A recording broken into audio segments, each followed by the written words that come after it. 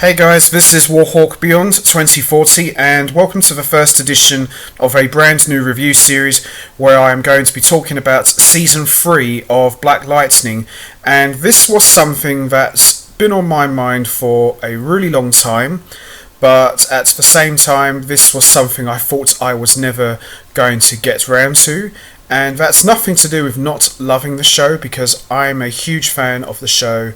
I have seen all 3 seasons. I love everybody in the cast, they work really hard and they deliver some fantastic performances, but I just wasn't really sure if this was something that I was ever going to get round to. But now that they've made Black Lightning an official part of the Arrowverse, and having just talked about all of the other shows within the Arrowverse like Arrow, The Flash, Supergirl, Batwoman, and just having recently finished reviewing Legends of Tomorrow, I felt that the timing was more than perfect and it just made sense to me.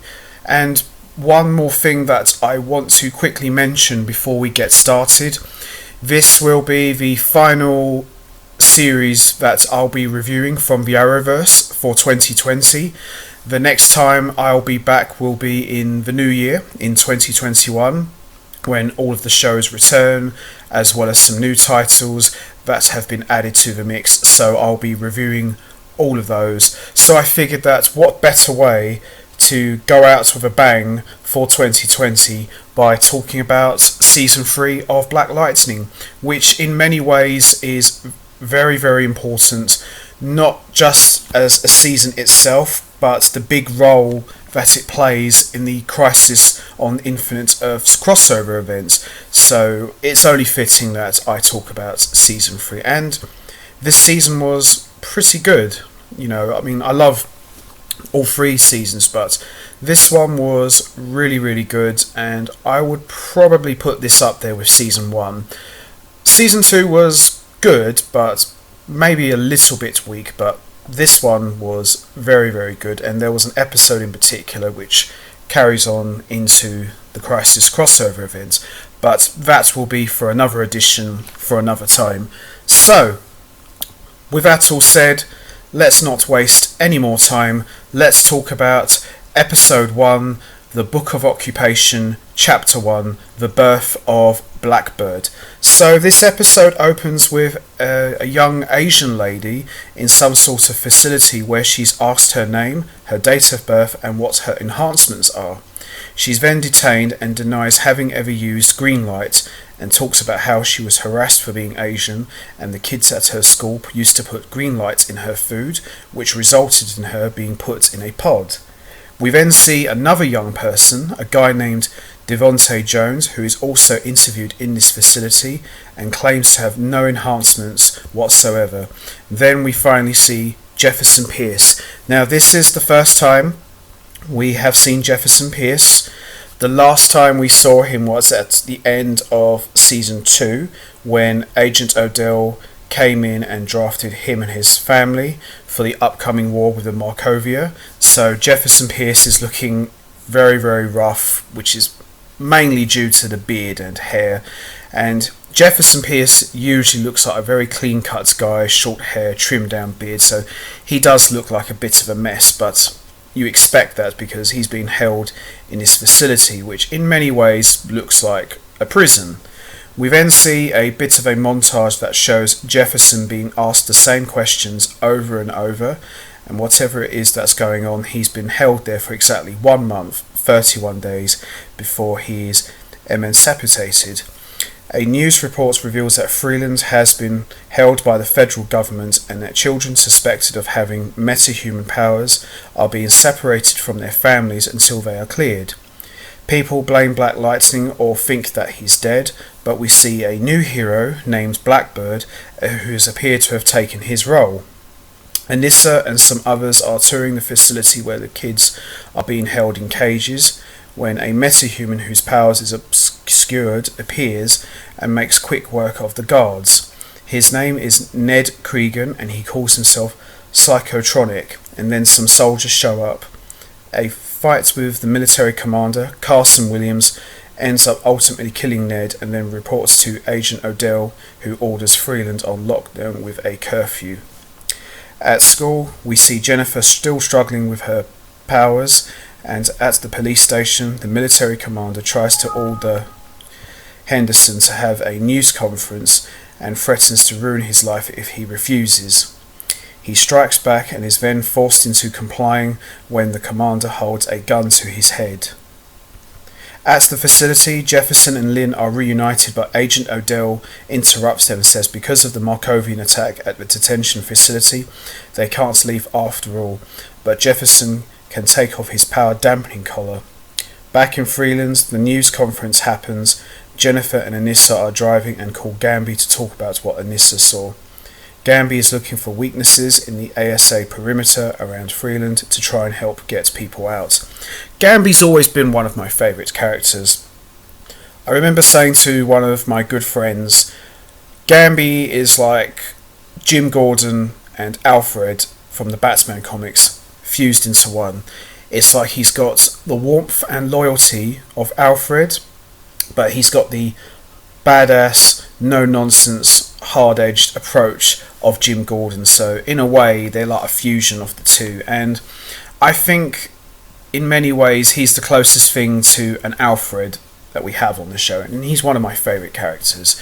And he plays a big part in this episode and this season as well. And not saying that he doesn't play a big part, because he always does, but he plays a much bigger role in this season, in my opinion. Meanwhile, at her apartment, Anissa, with the help of her new high-tech AI called Shonda, goes into a secret room to talk to Gamby with news that her parents aren't getting out. Gamby and Jennifer are trying to destabilize the ASA. It turns out that Commander Williams is actually a metahuman who can mimic powers but needs a serum to stay healthy. Cyclotronic, however, may not have been a Markovian as Williams claimed. He was at one time part of Williams's program. Gamby tells her about a bus of metahumans incoming and she suits up as Blackbird and goes to save them. We then see Reverend Holt appears to be helping her protect the kids like a variation on the Underground Railroad. In a warehouse, we see a young woman with electric powers similar to Jennifer's has been playing with her skills. Back at the ASA facility, Lynn and Jefferson talk and Jefferson discovers Isa hidden deep within the facility. At Gamby's, there are reports of someone being eaten by a leopard, but it turns out it's a shapeshifter, and that's Grace. At a bar, reporter Jamelia Olsen approaches Anissa to ask her questions about the detention centre, but they end up hooking up instead. Nice. At the ASA facility, Jefferson also discovers Tobias deep in the facility and he's aged really bad. It turns out Jefferson has new powers that lets him use it without having to put on the Black Lightning suit. Out in Freeland, the girl from the warehouse is approached by a guy. She says her name is Jennifer, and it turns out that it is actually Jennifer wearing some sort of cloaking device that obscures her appearance.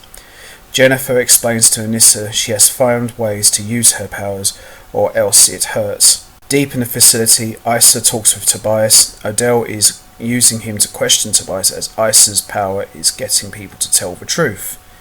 Odell wants to know what's in the briefcase, which we saw from the last season, and where it is.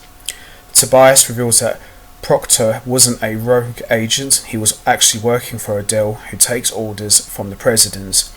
Odell's orders are to obtain all of the metahumans and turn them into weapons and cover their tracks. Odell poisons Isa. Lynn questions Odell about Isa. He lies and claims the Markovians actually hurt him. It looks like the Markovian threat is itself entirely a ruse for Odell's real mission, and then we see Isa dies. At the perimeter breach, we then see Anissa as Blackbird gets a bunch of people out before they are ambushed, and Anissa ends up blown through the hole by one of the soldiers. Gamby and Jennifer vow to figure out how to save her, and meanwhile in a hotel somewhere in Freeland, Lala finally wakes up, and that's how we end episode 1. Very good episode, great way to kick off season 3. The idea of Tobias being held in the facility and just being aged really bad is quite interesting, so I'm looking forward to seeing how that scenario will play out. And the idea of Jefferson now being able to use his powers without the Black Lightning suit definitely gives him more of an edge in crime fighting, and it looks like to me that Odell is going to be the main villain for Season 3. It looks like he's being built up as the new Amanda Waller, and I don't mean as in like he's going to be a lady, but that sort of cold, calculating sort of figure that Amanda Waller was. It looks like they're going to roll with that with Odell, and Odell's a very interesting character, and it looks like he's recruiting a bunch of metahumans and looking to start a war in Freeland, so should be very interesting. Overall, great episode, and I'm going to wrap this up now. How do you think Tobias will play into Odell's plans? What's your thoughts on Jefferson being able to use his powers now without the Black Lightning suit? What about Anissa's new persona as the Blackbird? What kind of role do you think she will play in Season 3? What about the metahumans that Odell is looking for? Could he be building up an army? You know what to do, guys.